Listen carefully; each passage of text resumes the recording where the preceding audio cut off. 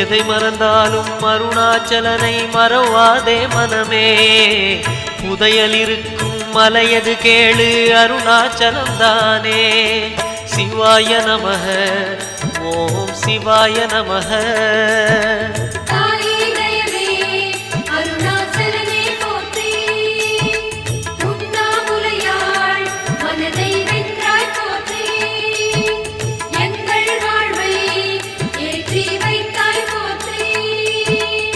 சிவாய நமக ஓம் சிவாய நமக. சிவாய நமக ஓம் சிவாய நமக.